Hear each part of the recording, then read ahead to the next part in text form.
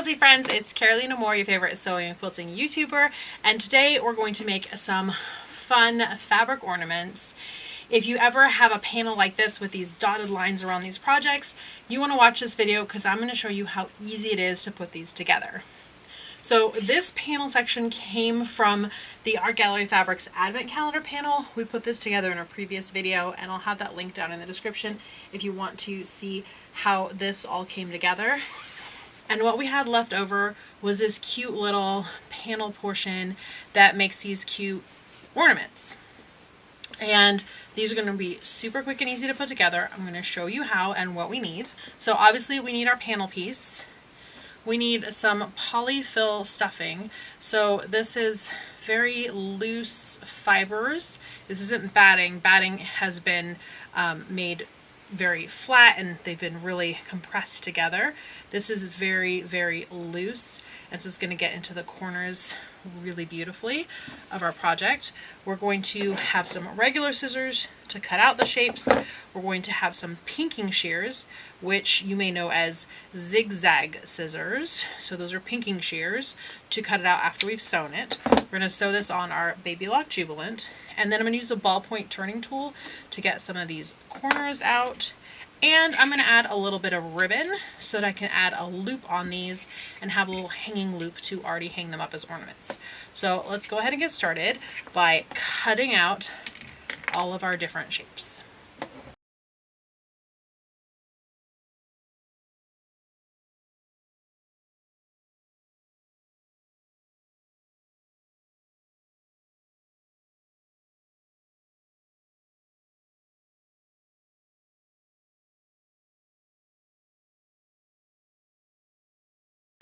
Okay, I have them all cut out, and I cut myself some little pieces of ribbon. I went with 3 inches, but you can go with whatever size you want.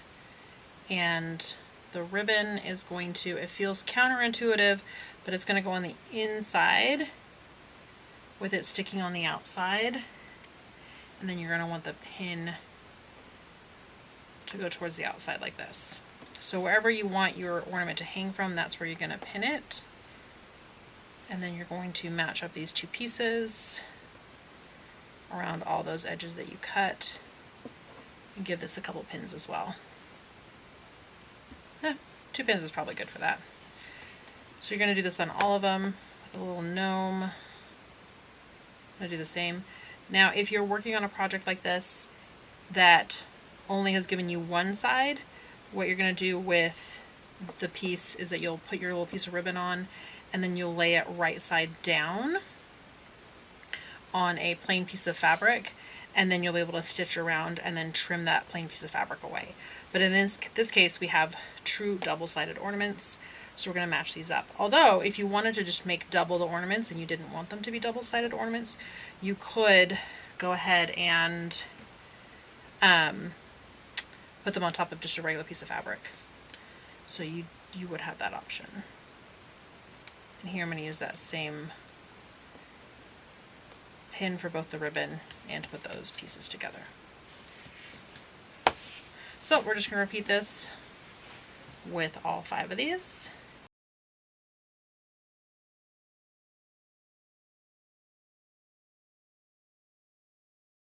Alright, once we have them all pinned, we're going to sew all the way around, figuring out where we want to leave a hole for turning. I think the belly of here looks great, probably along the hat here, little side of the ornament here. This one, I know there's a curve along the bottom and that gets a little trickier to sew up. It's nice that it's straight, but we're going to do this curve because it's a shallower curve than this curve. And then same here on the rocking horse, we'll do this curve right here, probably here where it feels a little straighter.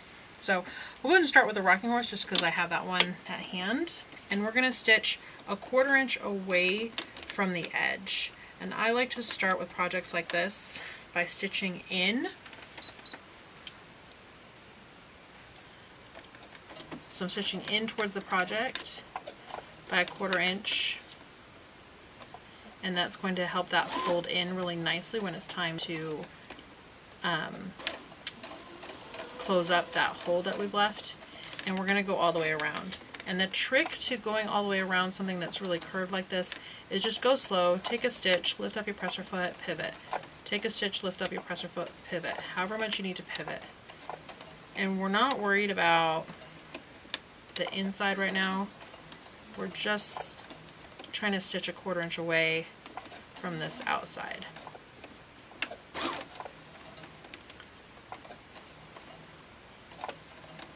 Now I have a clear 1/4 inch presser foot, and that might have been the better choice for this so I could see it better, but I'm kind of with a gut feel on where this is.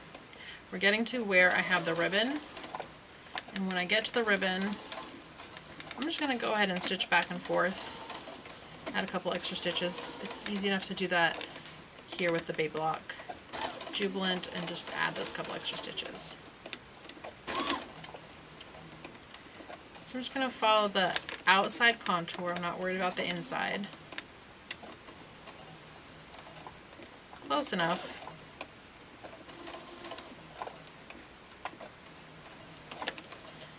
And removing pins when they get in the way.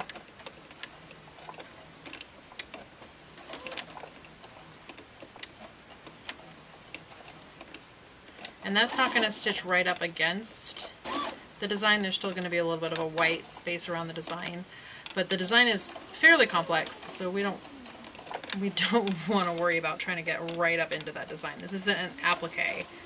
It's a cute little plushy ornament.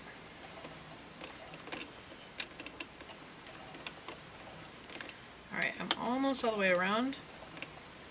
I'll make sure that I've given myself a hole for turning, and then I'm going to go ahead and stitch off the edge.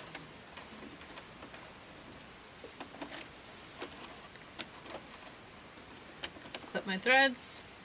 You can see I've gone all the way around with this hole for turning. Now I'm going to do the same with all of my ornament pieces.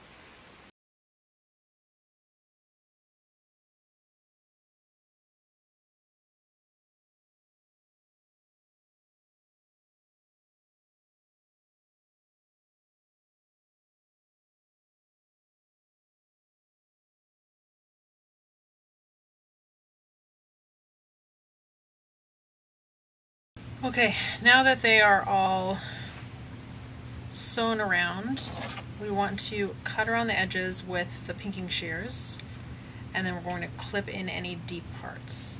So I'm going to get pretty close to the stitching with the pinking shears, and then the spot where I have my opening for turning, I'm not going to cut that with the pinking shears. I want to give myself a little more room there. And this clipping, these pinking shears are going to act like clipping in all the places except for some of these deep spots. And some of these deep spots we'll still want to come back in and clip in with scissors. So I'll do that in just a second. I'm just going to go all the way around first with these pinking shears.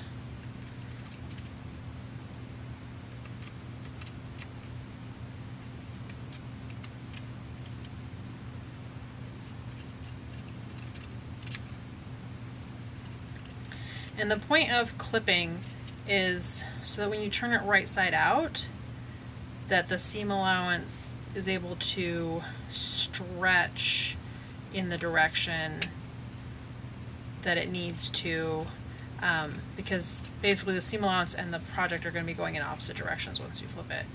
And when you have a lot of fabric in one spot, or you can see here, like it wouldn't be able to bring this seam to the inside because that's going to be in the way. So we're going to clip that with scissors to really get in there. So that way that does flip and you don't have a weird pucker there. But you want to make sure that you don't clip too close to your threads because you still need a little bit of fabric between the edge and your threads, so that the threads hold. So I'm going to come in here. That needs a clip. In here, that's going to need a clip. It's pretty good here, but I'm going to add another clip here just to be safe, and then add a clip here, and a clip here. Oh, definitely one in here. And now I have all these clips that'll help that turn right side up.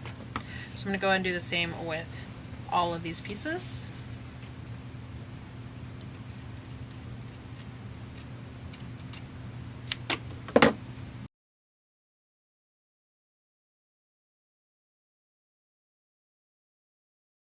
Now it's time to turn them right side out through that hole that we left.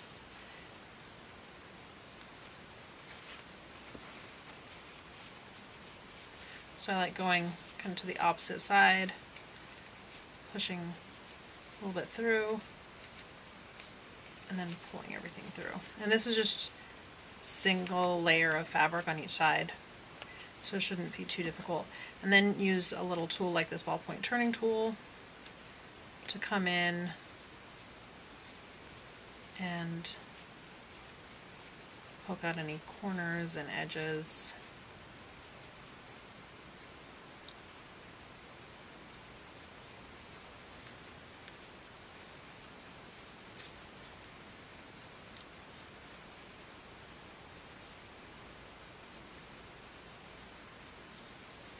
Make sure that you don't poke too hard because it is just fabric with thread and not a ton of seam allowance left holding it in place. So you don't want to just stab. You want to be gentle. And that's why the ballpoint turning tool is nice, because you can use the rounded ends just kind of like roll along these seams. And you've got this fun little double-sided. Looks like I missed the elbows down here. There we go. And now this is going to be ready to stuff, but let's go ahead and turn out the rest of them.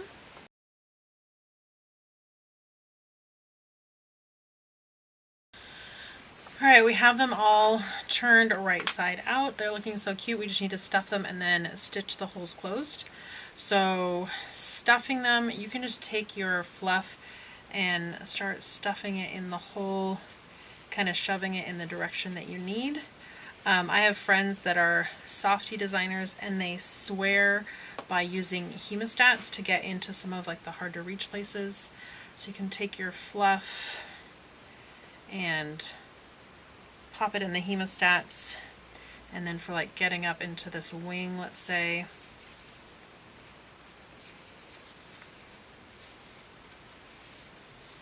bring it up into that wing area, and then release the hemostats, and now it's up in there.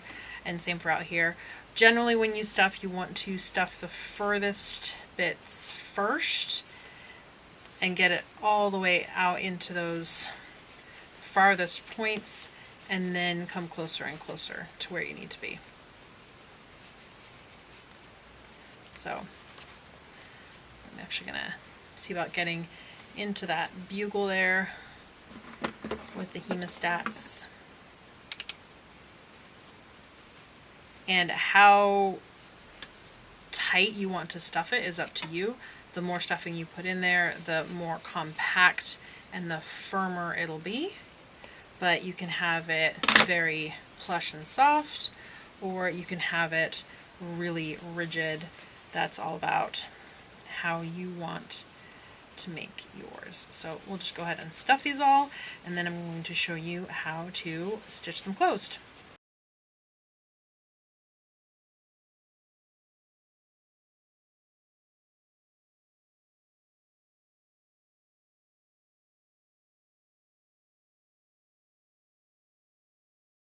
They're all stuffed, and you can see this fiber fill, this polyfill, it really compacts. So depending on how stiff you want your softie to be, or how soft you want it to be, is how much you want to stuff in there and really compress it. But you can see, I mean, it's barely more than a fistful, but it ends up, if you really fluff it out, it's actually quite a bit more. They really do take quite a bit if you want to stuff them a lot. So now we're going to sew these up, and we're just going to use a little ladder stitch to stitch these up. Alright, I've threaded a needle with a double thread. So the thread has gone through the needle, and then the two ends are the same length. You can tie a knot here. I'm not a fan of tying knots because I spend too much time getting knots out of my thread, but that's up to you. And I'm going to start by bringing my thread up from a position way out here, and then bringing it right up to the seam line. And then I'm going to watch those tails get hidden away and buried. And then I'm going to do 3 stitches in place. And I'm just going to go ahead and do it on top of this seam line, wherever you think it's going to be the most hidden. Sometimes there's a nice place to tuck it away. Sometimes I can get it like in the seam allowance on the inside. But here I'm just going to do 3 stitches in place right here. So these ones will be visible. If I wanted it totally invisible, I would have put these stitches right here in the seam allowance. It's going to be hidden away. Now, if you don't care if your stitches are invisible or not, then you can just do a overcast stitch, a whip stitch, and just whip it closed. But if you want to try to make it invisible, I'm going to show you how to do that. So we're going to take our double thread here, and we're going to grab a stitch worth of fabric on one side, so it's, I don't know, about 1/8 of an inch, and then follow where that would land on the other side and grab a stitch worth of fabric. So there's 2 sides, right side, left side, and we're going to grab a stitch worth, it's about 1/8 of an inch on one side, maybe 1/16 of an inch if you want to do really tiny stitches, and then right across, grab it on the other side. And this is called a ladder stitch because when it's open, you actually see the little rungs of the ladder. We'll show you that in a second. So one side, other side, one side, other side. So here you can see the little rungs of the ladder. And when you pull that closed, it's invisible. Those stitches just go right into one another and hide away. And the trick to that is making sure that you go from one side straight across to the other side. And that's what keeps those hidden.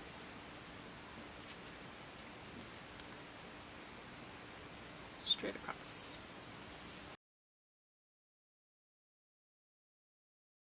And then we have our threads here from where our start end was. So I'm going to clip those as close as I can. Those are sewing machine threads.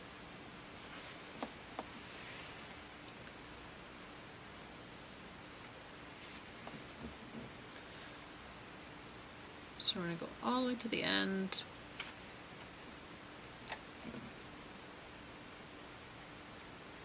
And even a little past if you can.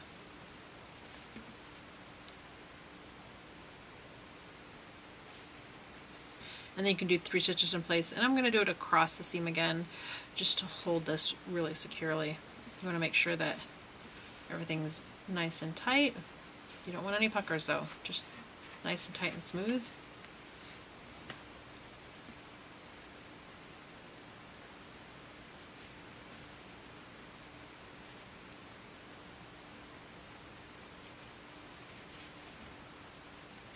And with that last one, I'm going to go through the loop, and that's going to make a little knot to finish it off.